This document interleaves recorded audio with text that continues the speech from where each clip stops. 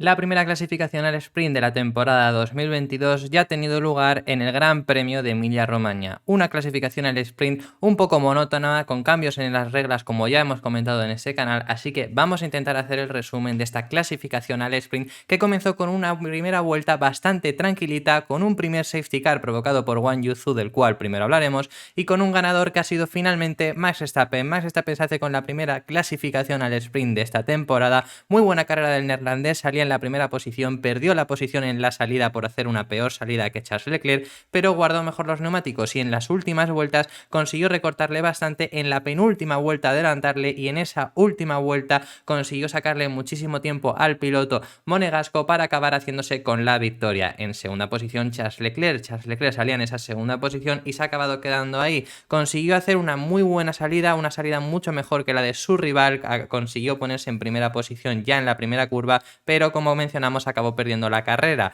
Aún así, la batalla entre Max Verstappen y Charles Leclerc está siendo impecable. En tercera posición Sergio Pérez salía en la octava posición, no consiguió hacer una buena clasificación y consiguió muy rápido recuperar las posiciones y plantarse ahí en esa tercera posición. Buena remontada la que ha conseguido hacer el piloto mexicano. Quien también ha hecho una muy buena remontada ha sido Carlos Sainz. Carlos Sainz acaba en esa cuarta posición, ya sabemos, ayer cometió un error en clasificación y no ha podido pasar de la décima posición, y ha conseguido remontar muy bien. Ya en la primera vuelta consiguió subir 2 posiciones y ha acabado quedando tan solo por detrás de, como mencionamos, Sergio Pérez, Leclerc y Verstappen. Cuarta posición, y mañana se mete en la pelea por la carrera. En quinta posición Lando Norris salió en tercera posición y simplemente ha perdido posición con Pérez y Sainz. Buen ritmo el que han tenido los McLaren, porque han conseguido aguantar bastante bien después de tener bastantes problemas en los entrenamientos libres 2 de esta mañana, porque además Daniel Ricciardo también ha quedado en sexta posición. Buenos ritmos los que han tenido McLaren, decentes, se han quedado con bastante margen respecto a los de detrás, aunque sí que con los pilotos de delante no han sido capaces de llegar.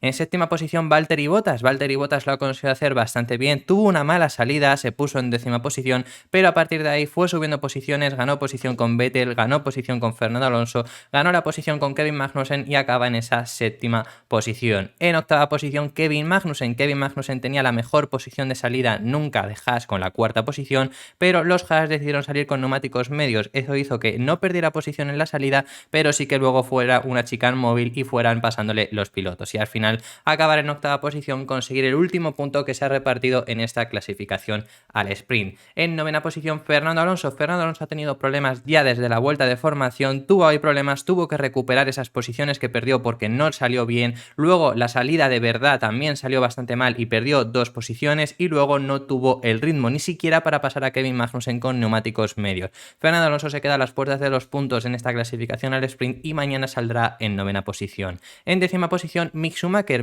acaba en esa décima posición, consiguió ganar posiciones en la salida con eso, pese a tener esos neumáticos medios al igual que su compañero de equipo, y ahí se quedó. Décima posición para el piloto alemán, no pudo hacer más cosa. Décima posición para George Russell, en la misma posición en la que salía ha finalizado el piloto británico, perdió posiciones en la salida, la consiguió recuperar y ahí se ha quedado. Un fin de semana que se viene bastante complicado para los de Mercedes, porque ahora hablaremos también de su compañero de equipo. En decimosegunda posición Yuki Tsunoda bastante bien, cayeron los dos Alfa Tauri en Q1, él quedó en decimosexta posición y en la salida consiguió conseguir esas posiciones y acabar ahí en esa decimosegunda posición. Decimotercera posición para Sebastian Vettel, ayer consiguió un milagro que era meterse en Q3, pero luego no ha conseguido gran cosa, al final la han ido acabando pasando y ha acabado en esa decimotercera posición el piloto alemán. En decimocuarta posición Lewis Hamilton acaba una posición más atrás de lo que clasificó ayer en la clasificación normal. Como mencionamos, un fin de semana bastante complicado el que se viene para Mercedes, porque además en este circuito